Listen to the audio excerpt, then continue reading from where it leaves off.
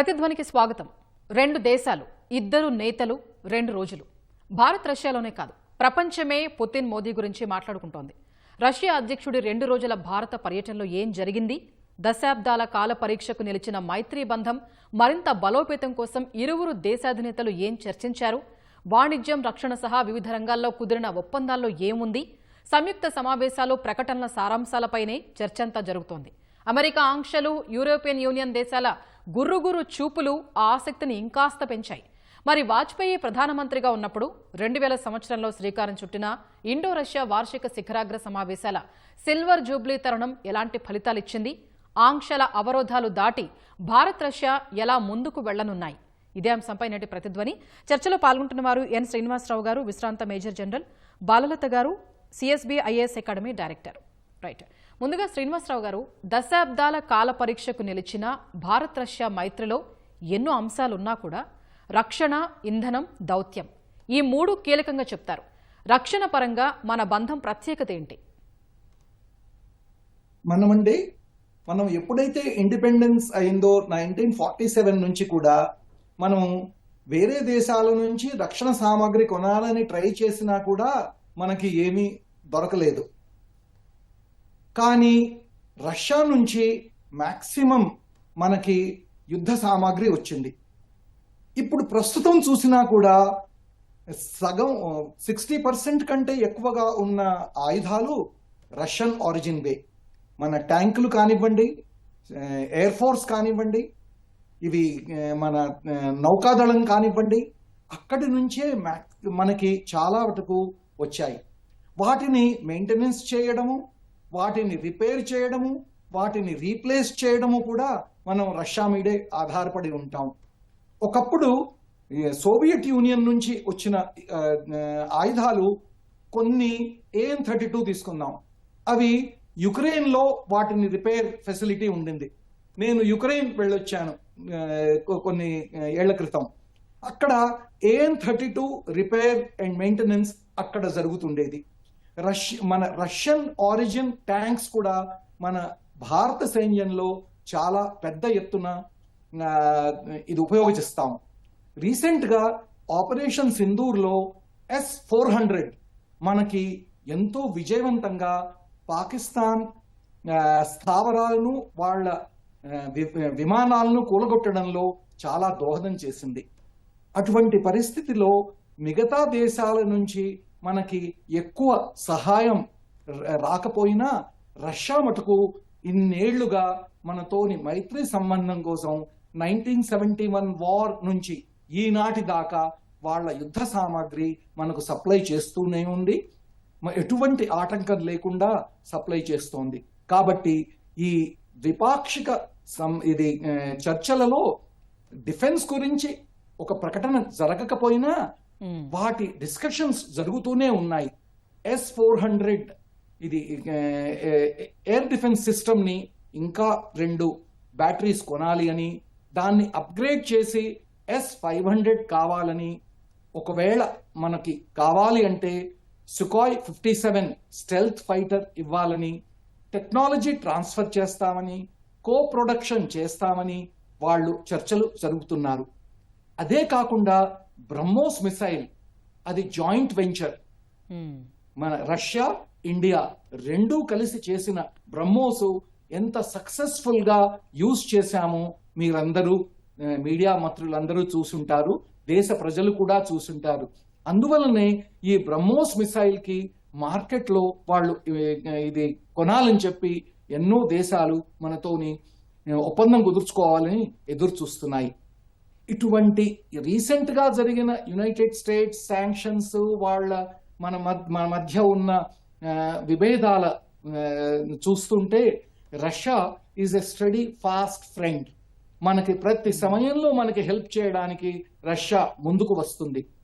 కాబట్టి ఇంకా ఇది యుద్ధపరంగా మన సైనిక సామగ్రిలో కూడా మనం రష్యా మీద ఆధారపడే ఛాన్సెస్ ఇంకో 2 దశాబ్దాల వరకు మనం ఆత్మనిర్భర్ అయ్యే వరకు నడుస్తూనే ఉంటుందని నేను భావిస్తున్నాను.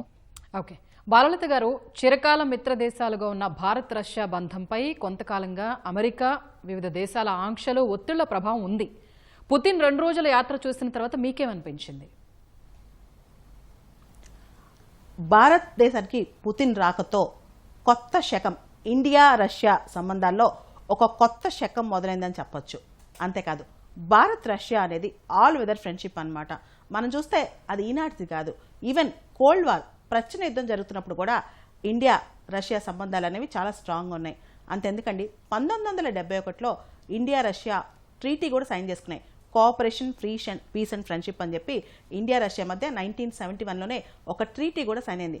అంతకుముందు కూడా మనం చూస్తే కనుక మన బిలాయ్ స్టీల్ ప్లాంట్ కావచ్చు, అదేవిధంగా కాశ్మీర్ ఇష్యూ అనేక సార్లు ఐక్యరాజ్య సమితిలోకి వెళ్ళినప్పుడు కూడా యుఎన్ఎస్సీలో ఇండియా తరఫున ఇండియాకి సపోర్ట్ చేస్తూ రష్యా చాలాసార్లు ఇండియా పైన ఎటువంటి ఆంక్షలు రాకుండా వీటో కూడా వేసిందనమాట. ఆ తర్వాత మనం చూస్తే 1974 ఎప్పుడైతే మనం ఆపరేషన్ ఏదైతే స్మైలింగ్ బుద్ధ ఆయుధం చేశామో దాని తర్వాత కూడా భారతదేశానికి ఇంధనం సపోర్ట్ చేస్తుంది, న్యూక్లియర్ ఫ్యూయల్ సప్లై చేస్తుంది రష్యా. అంతేకాదు 1991 వరకు కూడా, అంటే ఎప్పుడైతే కోల్డ్ వార్ రాజకీయాలను అప్పట్లో కూడా ఇండియా రష్యా చాలా క్లోజ్గా ఉండేవి. ఆ తర్వాత మనం చూస్తే ఇండియా రష్యా డిఫెన్స్ పార్ట్నర్షిప్, రక్షణ రంగంలో ఇండియా రష్యా చాలా ముందుకెళ్ళాయన్నమాట కలిసి. ముఖ్యంగా బ్రహ్మోస్ కావచ్చు, S-400 కావచ్చు, అంతెందుకు మనం చూస్తే కనుక ఐఎన్ఎస్ విక్రమాదిత్య కావచ్చు, ఇవన్నీ కూడా రష్యా మనకి చాలా సపోర్ట్ చేస్తుందండి. అయితే ప్రస్తుతం పుతిన్ రాక అనేది చాలా విశేషం. ఎందుకంటే ఉక్రెయిన్ యుద్ధం మొదలైన తర్వాత, అంటే 2022 తర్వాత ఆయన ఫిజికల్గా ఇండియాకి రావడం ఇదే తొలిసారి. G20 సదస్సు ఇండియాలో కండక్ట్ చేసిన ఆయన రాలేదన్నమాట. ఇప్పుడు 4 సంవత్సరాల తర్వాత 23వ ఇండియా రష్యా వార్షిక సదస్సుకు ఆయన వచ్చారు. దీనిలో చాలా ఇంపార్టెంట్ ఏంటంటే, ఇప్పుడు వరకు మనం రక్షణ రంగం కావచ్చు, లేదా చమురు కావచ్చు, ఇంధనం కావచ్చు, వీటి మీద ఎక్కువ ఫోకస్ పెట్టాం. ఇక నుంచి ఇతరత్ర వాణిజ్య అంశాల మీద కూడా ఎక్కువ ఫోకస్ పెట్టాలని చెప్పి $100 బిలియన్ టార్గెట్ పెట్టుకున్నాం. ఇండియా రష్యా వాణిజ్యం అనేది 2030 కల్లా $100 బిలియన్ అవ్వాలని టార్గెట్ పెట్టుకున్నాం. అంతేకాదు, ఓ పక్క అమెరికా ఒత్తిడి మన పైన ఉన్నాయి. ఇండియా యుఎస్ మధ్య ట్రేడ్ డీల్ కోసం చర్చలు జరుగుతున్నాయి. అమెరికా మన రష్యా నుంచి ఆయిల్ కొనుక్కుంటున్నందుకు ఇండియా పైన చాలా ఆంక్షలు వేస్తుంది, ఇండియా పైన చాలా టారిఫ్లు వేస్తుంది. అయినా కానీ మనం కూడా వ్యూహాత్మక స్వయం ప్రతిపత్తి అంటూ ముందుకెళ్తున్నాం అనమాట. ఈరోజు పుతిన్ ఒక స్టేట్మెంట్ ఇచ్చారు. అమెరికా ఎన్ని ఒత్తిళ్లు పెట్టినా మేము ఇండియాకి కంటిన్యూస్గా, అంటే నిరంతరాయంగా సరఫరా చేస్తున్నాం చమురుని అని చెప్పి పుతిన్ గారు చెప్పుకొచ్చారు. అంతేకాదు, నరేంద్ర మోడీ గారు స్వయంగా పుతిన్ గారిని వెల్కమ్ చేసి తీసుకొచ్చి దాంతోపాటు ఇండియా రష్యా సంబంధాలు అనేవి అవి పోల్ స్టార్ వంటివి. అంటే మొత్తం మన భాగస్వామ్యం, ఇండియా రష్యా భాగస్వామ్యం అనేది కాలాలకు అతీతంగా, పరిస్థితులకు అతీతంగా ఎప్పుడూ పటిష్టంగా ఉంది. కాబట్టి it withstood test of the time. ఎంత పెద్ద కాల పరీక్ష వచ్చినా మనిద్దరం కలిసే ఉన్నామని చెప్పుకొచ్చారనమాట. పుతిన్ రాక్ అనేది ప్రపంచానికి ఒక షాక్ గురి చేసింది. అంతేకాదు, యూరోపియన్ కంట్రీస్, వెస్ట్రన్ కంట్రీస్ మన పైన దుయ్యబట్టాయి కూడా. మనం చూస్తే కనుక మొన్న పెద్ద పెద్ద ఆర్టికల్స్ రాస్తారు. జర్మనీ, యూకే సంబంధించిన పెద్ద ఎన్వాయిస్ అందరూ కూడా, ఫ్రాన్స్, జర్మనీ, యూకే వాళ్ళందరూ న్యూస్ పేపర్లో ఆర్టికల్స్ రాస్తారు. భారతదేశం ఎందుకు రాణిస్తుంది, పుతిన్ మంచివాడు కాదు, అతను చాలా మంది ప్రాణాలు తీశాడంటే మన మినిస్ట్రీ ఆఫ్ ఎక్స్టర్నల్ అఫైర్స్ వాళ్ళు ఆ వ్యాఖ్యల్ని ఖండించి పక్క దేశాలకు మీరెవరు అడ్వైజ్ ఇవ్వటం, మా యొక్క విదేశీ వ్యవహారాలు మీరెవరు క్వశ్చన్ చేయటం అని చెప్పి మన వాళ్ళు ఖండించారు కూడా. అంతేకాదు, రష్యన్ ఆయిల్ మనం కొనుక్కుంటున్నాం, అమెరికా ప్రెషర్ ఎంతున్నా సరే మనం వ్యూహాత్మక స్వయం ప్రతిపత్తి చేస్తున్నాం. ఇప్పుడు మనం గమనిస్తే కనుక ఇండియా రష్యా సంబంధాలు కేవలం రక్షణ సంబంధాలు మాత్రమే కాదు, భద్రతాపరమైన సంబంధాలే కాదు. మనందరికీ తెలుసు ఇండియా రష్యా బ్రిక్స్లో భాగస్వాములు, ఇండియా రష్యా షాంఘై కోఆపరేషన్ ఆర్గనైజేషన్లో భాగస్వాములు.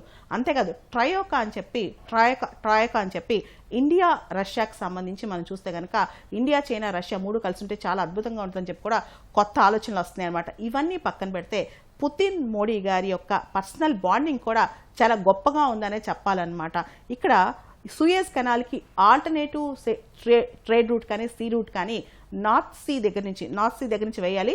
దానిలో భారతదేశం కూడా భాగస్వామ్యం కావాలని చెప్పి కూడా రష్యా కోరుకుంటుంది. అంతేకాదు, రష్యాలో జనాభా తగ్గిపోతుందన్నమాట. పాపులేషన్ డిక్లైన్ అనేది రష్యాలో చాలా ఫాస్ట్గా జరుగుతుంది. అక్కడ TFR 1.4 ఉందన్నమాట. కాబట్టి ఇండియన్ వర్క్ ఫోర్స్, ఎవరైతే భారతదేశ శ్రామిక శక్తి ఉందో, స్కిల్డ్ వర్క్ ఫోర్స్ ఉందో, ఎవరైతే చదువుకుని ఉన్నారో వాళ్ళకి రష్యాలో అవకాశాలు కల్పిస్తామని కూడా పుతిన్ చెప్తున్నారు. అంతేకాదు, ఇండియా వాళ్ళు కూడా ఈ టూరిజం, రష్యా వాళ్ళు ఇండియాకి రావడానికి, ఇండియా వాళ్ళు రష్యా వెళ్ళడానికి టూరిస్ట్ వీసాలు కూడా ఫ్లెక్సిబిలిటీ చేస్తున్నారనమాట. అంతేకాదు చాలామంది భారతీయ విద్యార్థులు రష్యాలో చదువుకుంటున్నారండి. మనం చూస్తే అలీనోద్యమం నాన్ అలైన్మెంట్ జరుగుతున్న రోజుల నుంచి, అంటే ఇండియా కోల్డ్ వార్ రాజకీయాల్లో అలీనోద్యమంలో భాగస్వామ్యం అయ్యి అలీనోద్యమానికి నాయకత్వం వహించిన రోజుల నుంచి ఈ రోజు వరకు కూడా భారత్ రష్యా సంబంధాలు ఎక్కడా చెక్కు చెదరలేదు.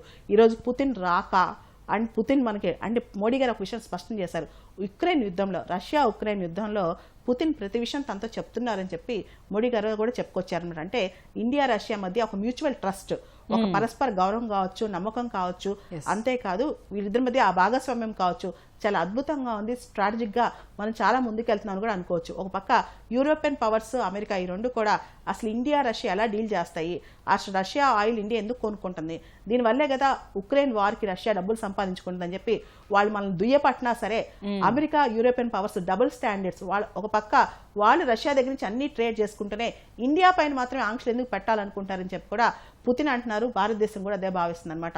ఈ సందర్భంగా మన వ్యూహాత్మక స్వయం ప్రతిపత్తి, స్ట్రాటజిక్ అటానమీ అనేది మనం పూర్తి స్థాయిలో ప్రూవ్ చేసుకుంటున్నామని కూడా చెప్పొచ్చు.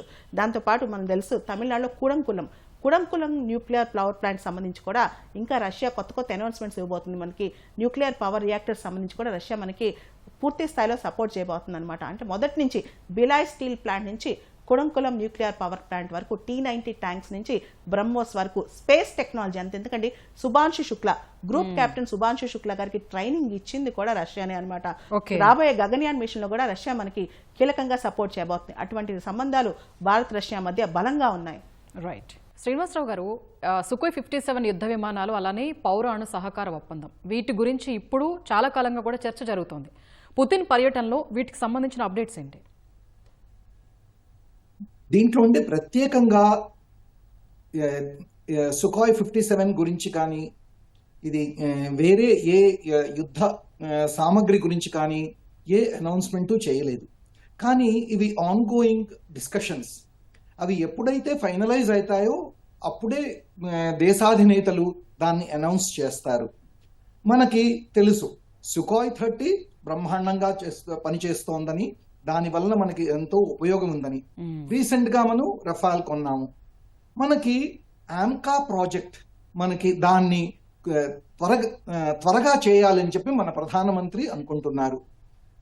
అది ఫ్యూచరిస్టిక్ ఎయిర్ క్రాఫ్ట్.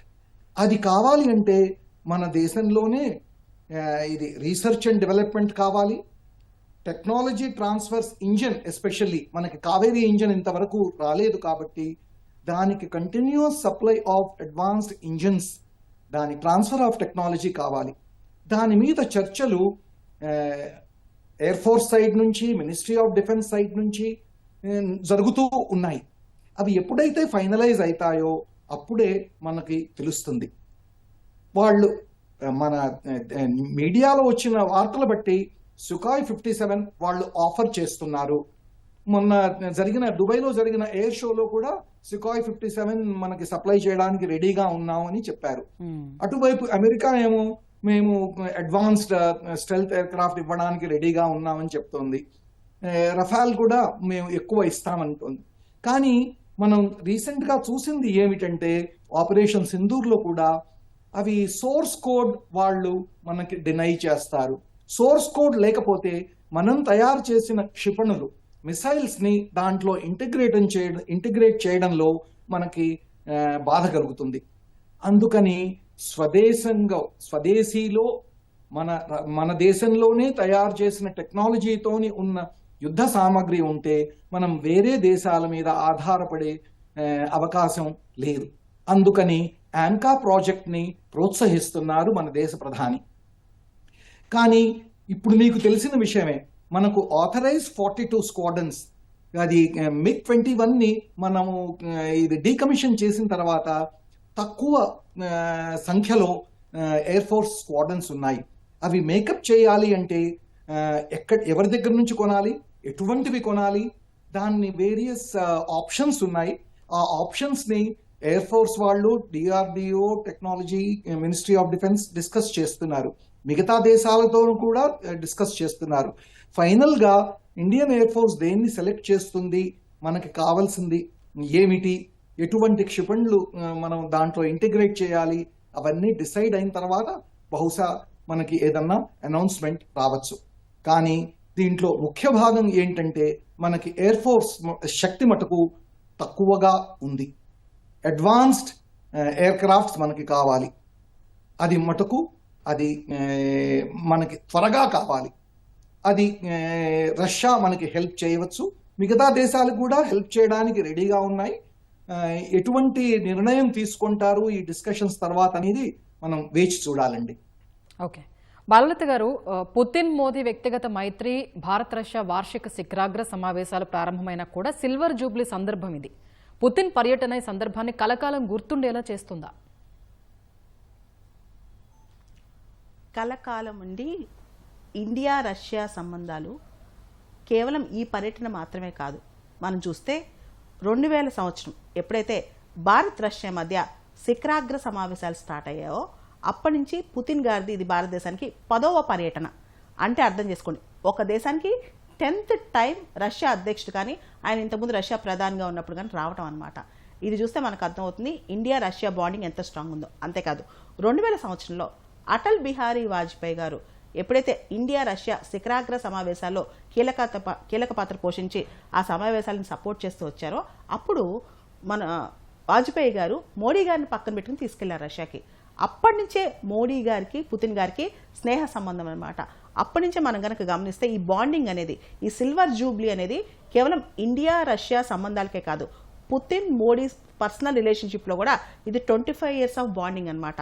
ఇది చాలా అద్భుతమైన విషయం. అప్పట్లో వాజ్పేయి గారు మన డెలిగేషన్లో మోడీ గారిని కూడా తీసుకెళ్లారంట. సో మనం కనుక గమనిస్తే ఇప్పుడు ఈ పర్యటన ఏదైతే పుతిన్ గారు వచ్చారో ఈ పర్యటన అనేది మనం గమనిస్తే మోడీ గారు స్వయంగా ఆయన వెల్కమ్ చెప్పడానికి వెళ్ళారు, రెడ్ కార్పెట్ వెల్కమ్. ఆ తర్వాత ఒకటే కారు మనం చూస్తే మోడీ గారి కారు కాదు, అది పుతిన్ గారి కారు కాదు, ప్రత్యేకమైన కారు. మోడీ గారు రేంజ్ రోవర్ కూడా పక్కన పెట్టి ఫార్చునర్, టాటా ఫార్చునర్, అంటే ఒక దేశాధినేత పుతిన్ లాంటి వ్యక్తి, మోడీ లాంటి వ్యక్తి ఇద్దరు కూడా ఒక ఫార్చునర్ కారులో కలిసి వెళ్ళారనమాట. ఆ కలిసి వెళ్ళే సందర్భంలో కూడా చాలా చర్చించుకునే ఉంటారు అంటున్నారనమాట. తర్వాత ఈ ప్రైవేట్ డిన్నర్ కూడా మోడీ గారు ఇచ్చారు.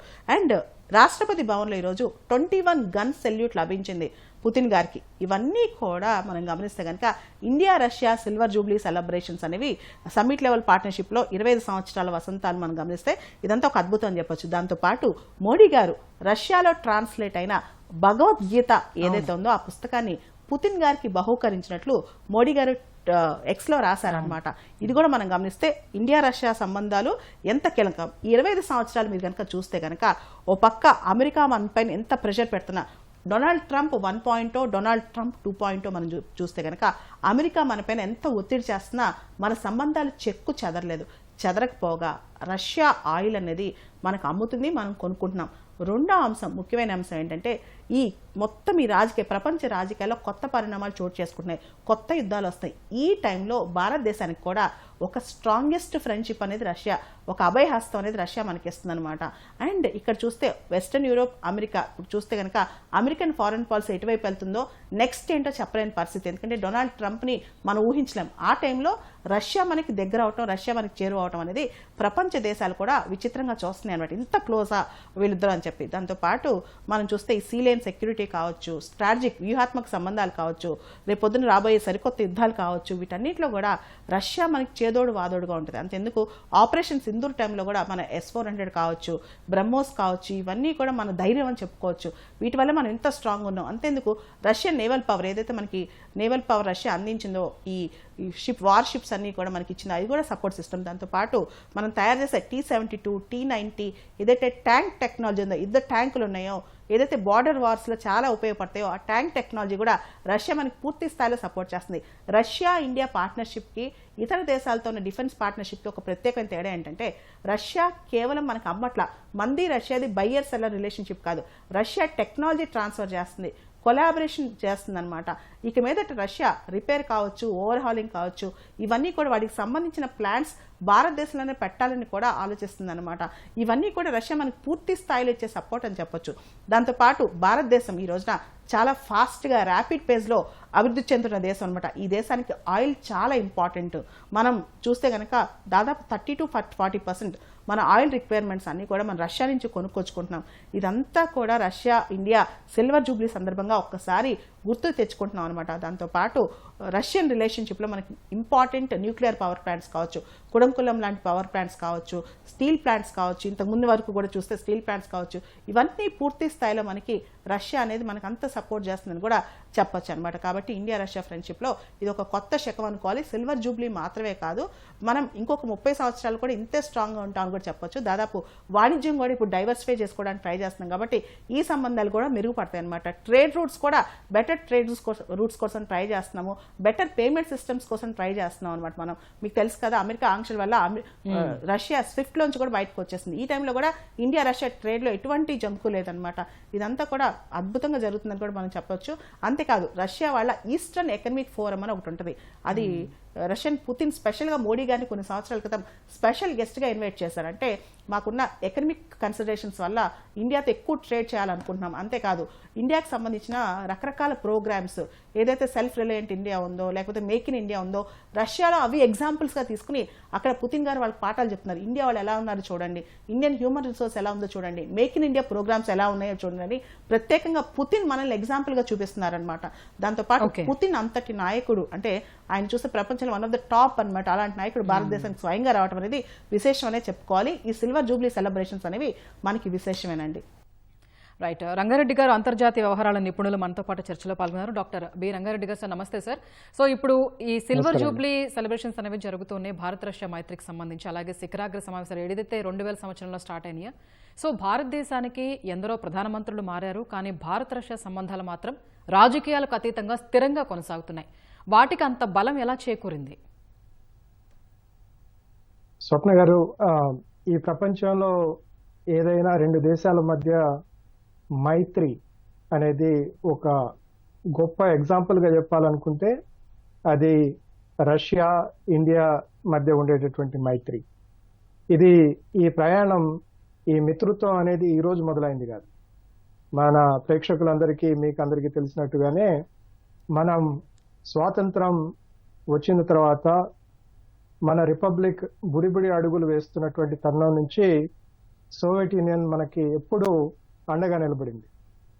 ఈరోజు చెప్పుకోవాలంటే మన దేశంలో ఉండేటటువంటి ఫార్మస్యూటికల్ రంగం కానీ, అలాగే గనులకు సంబంధించి కానీ, అలాగే అంతరిక్ష సంబంధించినటువంటి విషయాలు కానీ మనం రష్యా యొక్క సహకారంతో మనం మంచి మంచి గొప్ప గొప్ప ఆవిష్కరణలు చేయటం జరిగింది. ఈరోజు ప్రపంచ స్థాయిలో మనం ఫార్మస్యూటికల్ రంగం కానీ, బయోటెక్ రంగం కానీ ముందంజలో ఉంది అంటే దానికి పడిన బీజాలు మనకి 1950 దశకంలోనే మొదలయ్యాయి. ఆ మైత్రి అలా బలపడుతూ వచ్చింది. మీరు ఇందాక అన్నట్టుగా రాజకీయ నాయకులతో సంబంధం లేకుండా ప్రధానమంత్రులు, ప్రెసిడెంట్లు, లేకపోతే కమ్యూనిస్ట్ పార్టీ జనరల్ సెక్రటరీలు ఎవరున్నా కానీ India Russia, India Soviet union మధ్య ఉండేటటువంటి రిలేషన్స్ ఏదైతే ఉన్నాయో వాటికి ఎప్పుడూ విఘాతం కలగలేదు. మనం ఎస్పెషల్లీ చెప్పుకోవాలంటే రష్యా విడిపోయిన తర్వాత, రష్యా ఒక స్వతంత్ర రాజ్యంగా అవతరించిన తర్వాత వాజ్పేయి గారి హయాంలో 25 సంవత్సరాల క్రితం ఒక కొత్త ఒడంబడిక అనేది మనం చేసుకున్నాం. అది మీరు ఇందాక అన్నట్టుగానే మనం ఈ సంవత్సరం సిల్వర్ జూబ్లీ జరుపుకుంటున్నాం ఆ స్ట్రాటజిక్ అగ్రిమెంట్ కి. ఈ స్ట్రాటజిక్ అగ్రిమెంట్ అనేది ఒక కొత్త ఊతాన్ని, ఒక కొత్త ఊపుని, ఒక కొత్త రూపాన్ని మన మైత్రికి జోడింపజేయబడింది. మనకి చూసుకునేటట్టయితే ప్రపంచంలో ఏ రాజ్యాల మధ్య అయినా కానీ అవి ఒక లావాదేవీ లాగా ఉంటాయి, ఒక ట్రాన్సాక్షన్ గా ఉంటాయి. కానీ మన దేశాల మధ్య ఉన్నటువంటి సంబంధం ఏదైతే ఉందో అది ప్రజల మధ్య ఉండే సంబంధం.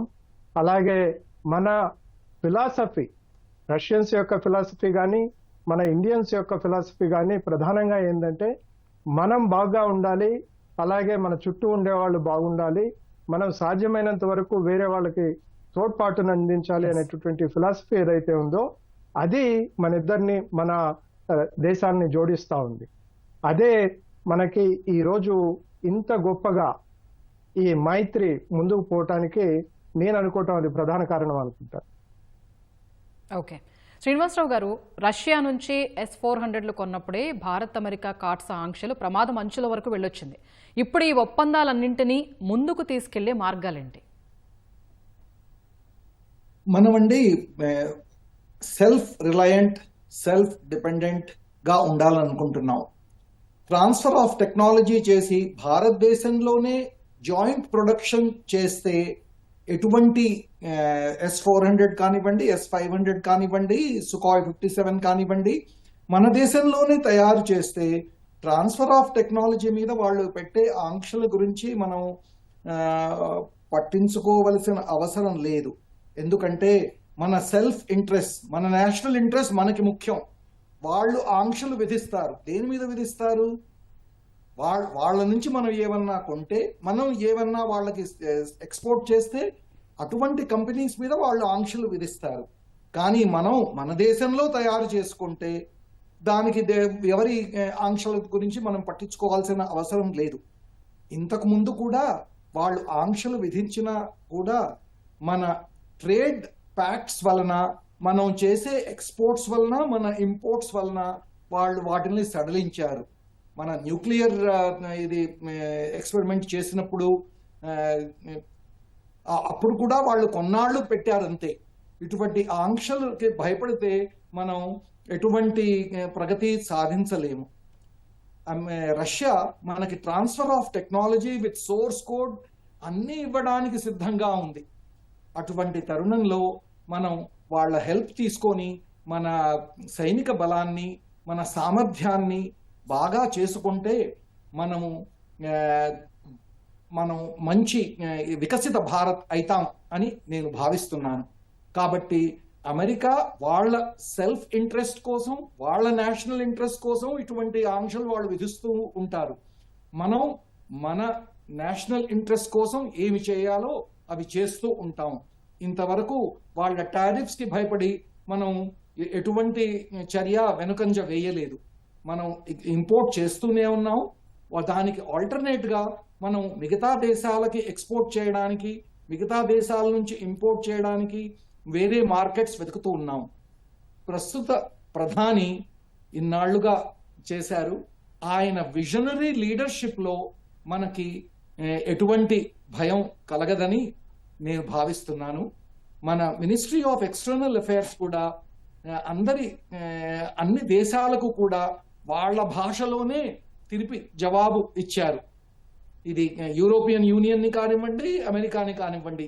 ఒక పక్కన వాళ్ళేమో ఇంధనం రష్యా నుంచి కొనుగోలు చేస్తారు, మన మీద ఏమో 50% శాంక్షన్స్ వేస్తారు. కొన్ని ఇండస్ట్రీస్ మీద, కొన్ని కంపెనీస్ మీద వాళ్ళు ఆంక్షలు విధిస్తారు. దాని నుంచి మనం బయటపడాలి అంటే మన రీసెర్చ్ అండ్ డెవలప్మెంట్, మన ఇండస్ట్రియల్ మిలిటరీ కాంప్లెక్స్ వీటిని పెంపొందించుకోవాలి. దీనికి రష్యా మనకి ఎంతో దోహదం చేస్తోంది. అందువలన మనకి ఎటువంటి ఇంకా ఇంపోర్ట్ S-400 ఇంకా యూనిట్స్ కానివ్వండి, S-500 కానివ్వండి, అవి మనం ఇంపోర్ట్ చేయాల్సిన అవసరం ఎంతో ఉంది. ఇది రీసెంట్ గా జరిగిన ఆపరేషన్ సింధూర్ ఇంకా నడుస్తూ ఉంది. దీంట్లో అది ఎంత ఉపయోగం అనేది మనందరం చూసాం. అటువంటప్పుడు మనం టెక్నాలజీ ట్రాన్స్ఫర్ ని, టెక్నాలజీని వాడుకొని వాళ్ళు ఇచ్చే ఇంజిన్స్ ని తీసుకొని మన దేశంలోనే తయారు చేస్తే ఎటువంటి ఆంక్షలకి, ఎటువంటి ఇది టారిఫ్స్ కి మనం లొంగని అనుకుంటున్నాను. ఓకే, బాలలత గారు, 2030 నాటికి $100 బిలియన్ ద్వైపాక్షిక వాణిజ్యం లక్ష్యంగా భారత్, రష్యా నిర్దేశించుకున్నాయి. ఈ మేరకు రానున్న రోజుల్లో ఏ రంగాల్లో అవకాశాలు తెరుచుకోనున్నాయి? అది మనం అర్థం చేసుకోవాలంటే ప్రస్తుతం భారత్, రష్యా మధ్య $69 బిలియన్, $69 బిలియన్ వాణిజ్యం ఉంది. కానీ వాణిజ్యం మొత్తం కూడా రష్యాకి ఫేవర్లో ఉంది. వాణిజ్య లోటు అనేది, అంటే భారతదేశం రష్యాకి అమ్మేది చాలా తక్కువ ఉంది, రష్యా నుంచి కొనుక్కొచ్చుకునేది చాలా ఎక్కువ ఉందన్నమాట. ముఖ్యంగా మనం ఆయిల్ ఇంపోర్ట్స్ ఎక్కువగా రష్యా నుంచి చేసుకుంటున్నాం కాబట్టి మనం చూస్తే కనుక భారతదేశం రష్యాకి అమ్మేది $5 బిలియన్, రష్యా నుంచి మనం కొనుక్కొచ్చినది దాదాపు $64 బిలియన్ అనమాట. అంటే ఏంటి, పూర్తిగా వాణిజ్యం వల్ల రష్యాకే లాభం జరుగుతుంది. అయితే పుతిన్ గారు ఈరోజు ఒకటి స్పష్టం చేశారు, ఈ ట్రేడ్ డెఫిసిట్ తగ్గించడానికి కేవలం ఆయిల్ అనే కాదు, అనేక రంగాల్లో ట్రేడ్ డైవర్సిఫై చేస్తాం, వాణిజ్యాన్ని అనేక రంగాలకు విస్తరింపజేస్తామని. అది వ్యవసాయం, అగ్రికల్చర్ కావచ్చు, షిప్స్ కావచ్చు, షిప్ బిల్డింగ్ కావచ్చు, దాంతో పాటు మనం చూస్తే కన్జ్యూమర్ గూడ్స్ కావచ్చు, ఫార్మాసిటికల్ కావచ్చు, ఫుడ్ అండ్ అగ్రికల్చర్ ప్రోడక్ట్స్ కావచ్చు, జనరిక్ మెడిసిన్స్ కావచ్చు, టెలికాం ఎక్విప్మెంట్ కావచ్చు. వీటన్నిటితో పాటు రష్యాలో చాలా ఎక్కువగా లేబర్ షార్టేజ్ ఉందన్నమాట. రష్యాకి దాదాపు 3.1 మిలియన్, దాదాపు 3 కోట్లకు పైన వర్క్ ఫోర్స్ కావాలి. రష్యా జనాభా క్షీణిస్తోంది కాబట్టి ఇండియా నుంచి వర్క్ ఫోర్స్ తెప్పించుకోవటం, అదేవిధంగా టూరిజం అనేది భారత్ రష్యా మధ్య పెంచుకోవటం, వీటన్నిటితో పాటు ఇండియా రష్యా మధ్య ఈ దీనికి సంబంధించిన ఏదైతే పర్యావరణానికి సంబంధించిందో, క్లైమేట్ చేంజ్కి సంబంధించిన అంశాలు కూడా చర్చలోకి రావడం, ముఖ్యంగా ఇంటర్నేషనల్ బిగ్ క్యాట్ అలయన్స్ ఏదైతే మోడీ గారు 2 సంవత్సరాల క్రితం ఇండియాలో అనౌన్స్ చేశారో దానిలో రష్యా భాగస్వామి అవుతారని చెప్పి రష్యా చెప్పుకోవటం, వీటన్నిటితో పాటు డిఫెన్స్ రిలేషన్ కూడా బాగా ఇంకా సమృద్ధిగా ముందుకెళ్ళటం, ముఖ్యంగా డిఫెన్స్ రిలేటెడ్ సంబంధించి రిపేర్స్ కానీ స్పేర్ పార్ట్స్ కానీ ఇవన్నీ కూడా ఇండియాలోనే తయారు చేయటం, ఇవన్నీ పక్కన పెడితే రష్యాలో భారతదేశం తరఫున ఒక జాయింట్ కొలాబరేషన్ ఫర్టిలైజర్ ప్లాంట్ ఒకటి, ఏదైతే ఫర్టిలైజర్ ప్లాంట్ ఉందో అది ఇండియా రష్యా జాయింట్ కొలాబరేషన్తో రష్యాలో ఎస్టాబ్లిష్ చేయటం, ఇవన్నీ కూడా ట్రేడ్ డైవర్సిఫై చేసుకోవడం విధంగా ఇండియా రష్యా ముందుకెళ్తున్నాయి అన్నమాట. అంటే కేవలం రక్షణ రంగం మాత్రమే కాకుండా, కేవలం ఆయిల్ ఇంపోర్ట్స్ మాత్రమే కాకుండా రకరకాల అంశాలు అంతెందుకంటే ఇంతకుముందు రష్యా యొక్క సకాలిన్ ఆయిల్ రిజర్వ్స్లో మన ఓఎన్జీసీ వాళ్ళు వెళ్ళి పెట్టుబడులు పెట్టేవాళ్ళు, అవన్నీ ఇప్పుడు తక్కువైపోయాయి అనమాట. అవి తీసుకొచ్చే విధంగా, ఆ పెట్టుబడులు పెంచే విధంగా, దాంతోపాటు ఇండియన్ స్టూడెంట్స్ చాలామంది రష్యాకి వెళ్ళి చదువుకుంటున్నారు. అదేవిధంగా ఇండియన్స్ రష్యాకి వెళ్తున్నారు. దాదాపు 60,000 మంది ఇండియన్ డయాస్పోరా రష్యాలో ఉంటున్నారు. అంతేకాదు దాదాపు 20,000 మంది ఇండియన్ స్టూడెంట్స్ అక్కడికి వెళ్ళి చాలా వరకు మెడిసిన్ చదువుతున్నారు అనమాట. ఈ విషయాల్లో కూడా మనం డైవర్సిఫై చేసుకుని ఎక్కువగా ఇండియన్ స్టూడెంట్స్ రష్యాకి వెళ్ళేటట్టు, రష్యన్ స్టూడెంట్స్ ఇండియాకి వచ్చేటట్లు ఈ విధంగా కూడా మనం ఎక్కువగా ముందుకెళ్లే ప్రయత్నాలు కూడా చేస్తున్నాం అనమాట. దీంతో ఇండియా రష్యా వాణిజ్యం అనేది 2030కి $100 బిలియన్ ఖచ్చితంగా చేరుతుంది. కానీ ఆ ట్రేడ్ అనేది, ఆ వాణిజ్యం అనేది ఇండియాకి ఫేవర్గా ఉంటుందా, రష్యాకి ఫేవర్గా ఉంటుంది? అంటే రష్యాకి సపోర్ట్ చేస్తా, ఇండియాకి సపోర్ట్ చేస్తా అనేది పెద్ద క్వశ్చన్ అనమాట. వాణిజ్యం ఎంత ఉంది అని ముఖ్యం కాదు, ఇండియా తరఫున ఇండియాకి ఫేవర్గా వాణిజ్యం ఎంత ఉందనేది చాలా ఇంపార్టెంట్ అండి. Okay, right. రంగారెడ్డి గారు, ఎన్ని సవాళ్లు వచ్చినా 8 దశాబ్దాలుగా భారత్ రష్యా మైత్రి ఓ ధృవతారగా వెలిగింది, అది శాశ్వతంగా కొనసాగుతుంది అన్న ప్రధాని మోదీ వ్యాఖ్యల అర్థం, అదిచ్చిన సంకేతాలేంటి? అంటే మనందరికీ తెలిసినటువంటి విషయమే అండి. మనకి భారతదేశంలో కానీ అలాగే రష్యాలో కానీ ఎప్పుడైతే ఎకనామిక్ లిబరలైజేషన్ మొదలైందో ఆ సమయంలో కొంత మన దేశాలు దూరంగా జరిగాయి. మనం ఇండియాలో ప్రధానంగా మనం యుఎస్ వైపున అలాగే యూరోపియన్ యూనియన్ వైపున చూడటం మొదలుపెట్టాం. అది కొంతవరకు ఒక రకమైనటువంటి ఒక వాక్యూమ్ క్రియేట్ చేసింది. ఆ వాక్యూమ్ అనేది ఈరోజు తీసేయటం అనేది ఇద్దరి దేశాధినేతల మధ్య ఉండేటటువంటి సమన్వయం బట్టి ఆధారపడింది. ఆ దిశలో ఈరోజు ప్రధాని మోడీ గారు చేసినటువంటి ప్రకటన ఏదైతే ఉందో ఆ వాక్యూమ్ ని తొలగించడానికి చేసినటువంటి ప్రకటనలాగా నేను భావిస్తాను. ఎందుకంటే మనకి ఇప్పుడు యుఎస్ లో జరుగుతున్నటువంటి పరిణామాలు ఏదైతే ఉన్నాయో, డొనాల్డ్ ట్రంప్ ఏదైతే మన మీద ఒత్తిడి తీసుకొస్తూ ఉన్నారు, అలాగే టారిఫ్లు విధించి ప్రపంచంలో ఉండేటటువంటి దేశాల మీద ఏ రకంగా అయితే ఒక ఎకనామిక్ దాడి ఏదైతే జరుగుతూ ఉందో వాళ్ళని లోపర్చుకోవడానికి చేస్తున్నటువంటి ప్రయత్నాలు ఏదైతే ఉన్నాయో వాటిని ఈరోజు సమర్థంగా ఎదుర్కోవాలి అంటే మనం మల్టీపోలార్ వరల్డ్ కావాలి. అంటే ఒక పెద్దన్న మాత్రమే గనుక బెత్తం పట్టుకొని ఉండేటట్టయితే ఈ ప్రపంచం ఏమాత్రం సహించదు అనేది ఈరోజు తెలుస్తా ఉంది. అలాగే ఈరోజు ప్రధాని మోడీ గారు ప్రపంచవ్యాప్తంగా గనుక చూసుకునేటట్టయితే ఆయన ఇస్తున్నటువంటి సిగ్నల్ కన్సిస్టెంట్ గా లాస్ట్ ఒక 3-4 ఇయర్స్ కనుక చూసుకునేటట్టయితే ఆయన చెప్పేది ఏంటంటే మనం నాన్ అలైన్మెంట్ మూవ్మెంట్ ఏదైతే ఉందో, న్యాయం అంటాం, మనం అది ఈరోజు పక్కకి తొలగిపోయింది. కాబట్టి దాని స్థానంలో మనం ప్రపంచాన్ని అలాగే మన గ్లోబల్ సౌత్ ని యూనిఫై చేయాల్సినటువంటి అవసరం ఉంది అనేది ఆయన చాలా కాలంగా చెప్తున్నటువంటి విషయం. నేను అనుకోవటం రష్యా ఇండియా మైత్రి ఎప్పుడైతే బలపడుతుందో ఆ బలానికి ఆధారంగా చేసుకొని ఈ గ్లోబల్ సౌత్ అనేటటువంటి ఒక కొత్త పోలార్ని తయారు చేయడానికి, ఒక కొత్త పోల్ను తయారు చేయడానికి, ఆవిష్కృతం చేయడానికి అవకాశం మెరుగవుతా ఉంది. తద్వారా ఆ ఇండియా లాంటి దేశాలు, అలాగే ఇంతకుముందు మనం వర్ధమాన దేశాలు అనేవాళ్ళం, ఆ వర్ధమాన దేశాలు ఈ రోజు ఏదైతే గ్లోబల్ సౌత్ అంటున్నామో అవన్నీ యూనిఫై అయ్యి ఒక వాయిస్ తోటి మాకు కూడా అధికారం ఉంది, యుఎన్ లో కానీ మిగతా ఫోరమ్స్ లో కానీ మా వాయిస్ కానీ వినపడాలి అనేటటువంటి ఒక కోరిక ఏదైతే బలంగా ఉందో అది రియాలిటీ అవటానికి ఈ ఇండో రష్యన్ మైత్రి అనేది చాలా ఉపయోగపడుతుంది. ఈ మన దేశాధినేతల మధ్య ఏర్పడుతున్నటువంటి ఈ బంధం అంటే ఒక ప్రొఫెషనల్ గానే కాకుండా ఈవెన్ పర్సనల్ లెవెల్లో కూడా వాళ్ళ కెమిస్ట్రీ ఏదైతే ఉందో ఇది భారత అలాగే రష్యా యొక్క అభివృద్ధికే కాకుండా ప్రపంచంలో ఉన్నటువంటి చిన్న చితకా దేశాలు అలాగే లో అండ్ మీడియం ఇన్కమ్ కంట్రీస్ అన్నిటికి కూడా ఉపయుక్తం అవుతుంది అనేది నా భావన. Okay, right. శ్రీనివాసరావు గారు, ఒకప్పటితో పోల్చితే భారత్ చుట్టూ అస్థిర దేశాల సంఖ్య పాక్ నుంచి ముప్పు పెరుగుతోంది. ఈ టైంలో బేషరతుగా మనకు మద్దతుగా నిలిచే దేశాల్లో రష్యా కాకుండా ఎవరైనా ఉన్నారా? రీసెంట్ గా మనకి తెలిసినది ఏమిటంటే రష్యా, ఇజ్రాయెల్ తప్ప మనకి డైరెక్ట్ గా సపోర్ట్ చేసిన దేశాలు చాలా తక్కువగా ఉన్నాయి. వీటిలో వాళ్ళు పడుతున్న కుట్ర కావచ్చు, ఇది డీప్ స్టేట్ అంటారు, మన భారతదేశాన్ని అణగబెట్టాలని, మన ప్రోగ్రెస్ని అణచాలని, అస్థిరత పెరగాలని వాళ్ళు ట్రై చేస్తున్నాయి. పాకిస్తాన్ అంత పెద్ద ప్రాబ్లం కాదు మిలిటరీలీ, కానీ వాళ్ళ మానసిక స్వభావం బట్టి వాళ్ళు టెర్రరిజంని ఒక స్టేట్ క్రాఫ్ట్ టూల్గా వాడుకుంటున్నారు.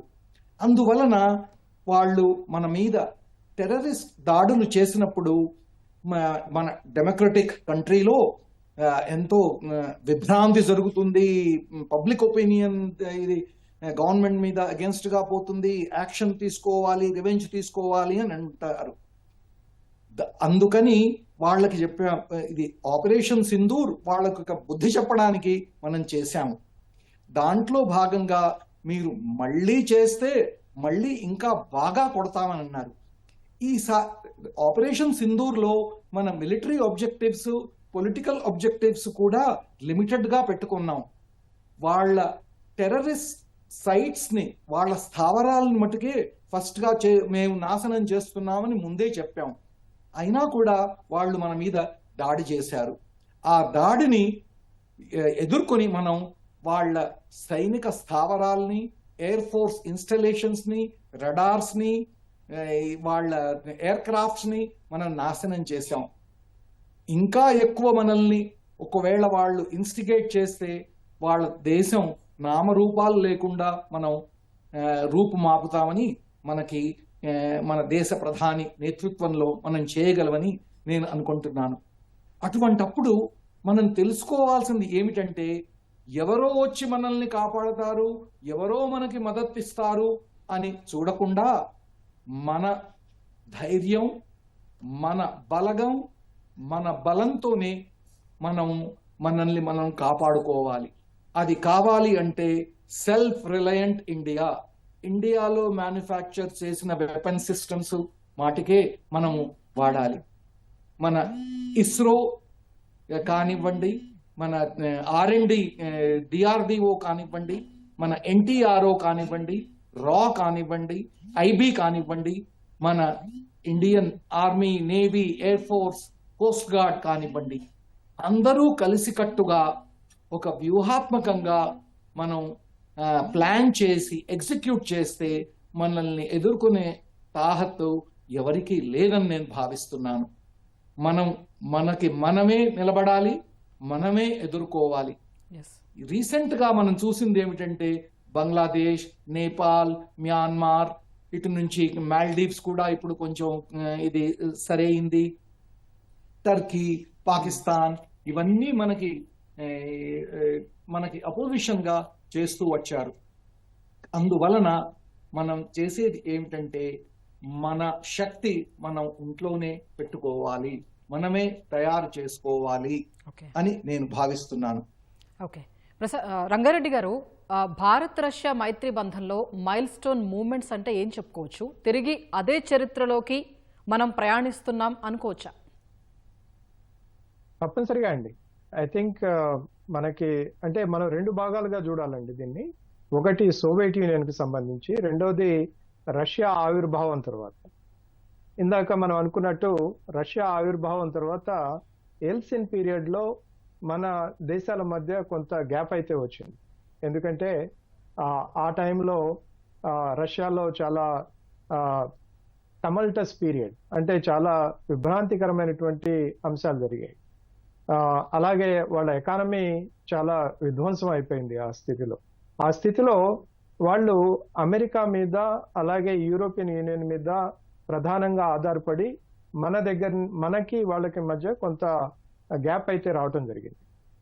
కానీ ఎప్పుడైతే వాజ్పేయి గారు వచ్చారో, తర్వాత పుతిన్, వీళ్ళ మధ్య జరిగినటువంటి ఒప్పందం ఏదైతే ఉందో, స్ట్రాటజిక్ మెమరాండమ్ ఆఫ్ అండర్స్టాండింగ్ ఏదైతే ఉందో, ఆ ఫ్రేమ్ వర్క్ దగ్గర నుంచి మనకి ఒక కొత్త శకం మొదలైంది అనుకోవచ్చు. ఎందుకంటే ఈ 25 సంవత్సరాల ప్రయాణంలో మనకి మొట్టమొదటిగా చెప్పుకోవాల్సిన అంశం ఏంటంటే, మన మధ్య ఉండేటటువంటి మైత్రి ఇంతకు ముందు ప్రధానంగా వాళ్ళ దగ్గర నుంచి ఆయుధాలు మనం కొనుగోలు చేయటం తప్పితే, అలాగే మన దగ్గర నుంచి కొంత ఫార్మాస్యూటికల్స్ ని, అలాగే మనకి స్పైసెస్ ని ఎక్స్పోర్ట్ చేయటం తప్పితే మిగతా రంగాలలో మనకి పెద్దగా అంత సంబంధాలు లేకుండా ఉన్నాయి.